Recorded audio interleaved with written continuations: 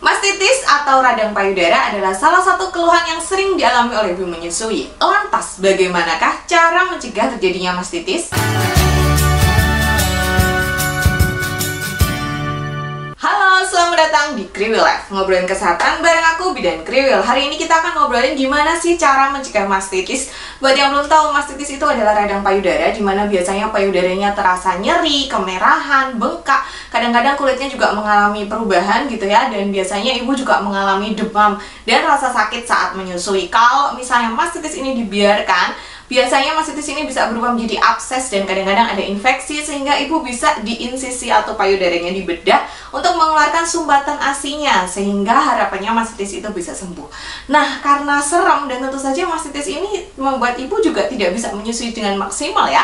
Lantas gimana sih caranya mencegah supaya kita tidak mengalami mastitis? Karena tentu saja mencegah lebih baik daripada mengobati. Yang pertama adalah rutin mengeluarkan ASI. Mengeluarkan ASI di sini bisa dengan memompa ASI, memerah payudaranya, atau menyusui bayi secara langsung.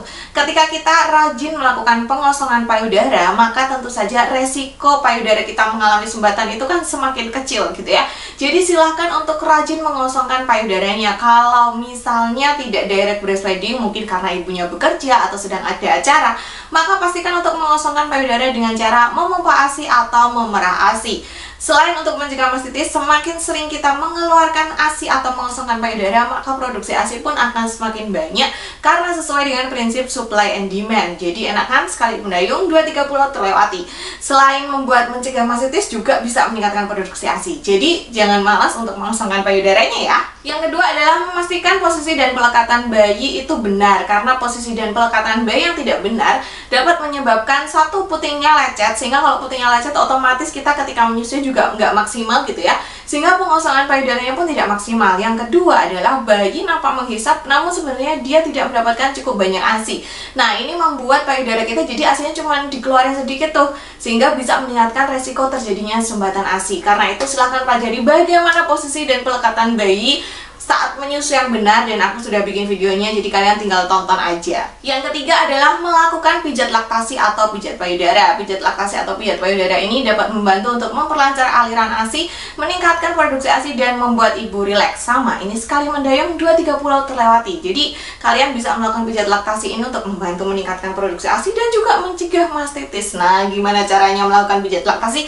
Aku juga sudah pernah bikin videonya, jadi kalian tinggal nonton aja. Pijat laktasi ini bisa dilakukan kapan aja semaunya ibu, bisa dilakukan sendiri atau bisa minta tolong suami untuk meningkatkan bonding antara suami dan istri. Kemudian yang selanjutnya adalah jalani pola hidup yang sehat, makan yang bergizi, istirahat yang teratur, cukup minum, karena ketika tubuh kita ini fit, maka produksi ASI-nya pun akan menjadi lancar, menjadi bagus, ASI-nya jadi berkualitas. Dan ketika kita sehat, fit, happy, maka otomatis hormon oksitosin di dalam tubuh kita ini banyak, sehingga ASI-nya nggak mampet-mampet. Kalau misalnya kita stres atau dalam kondisi sakit, biasanya ASI-nya akan berkurang dan bisa jadi seret atau mampet, sehingga meningkatkan resiko terjadinya mastitis. Yang terakhir adalah kenakan pakaian dan bra yang nyaman. Tentu saja saat kita menyusui, payudara kita ini kan kadang terisi ASI, kadang penuh sampai kayak mentang-mentang gitu ya, sampai kayak mau jatuh gitu saking beratnya.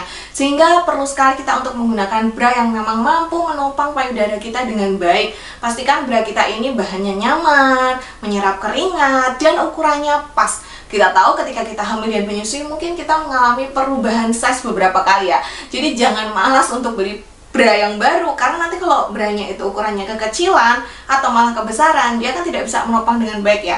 Nah, itu bisa menyebabkan aliran ASI-nya tidak lancar sehingga terjadi mastitis. Nah, ibu-ibu, itu tadi tips bagaimana sih cara mencegah mastitis. Semoga bermanfaat. Terima kasih sudah menonton. Sampai jumpa di video selanjutnya. Sehat selalu ya. Bye!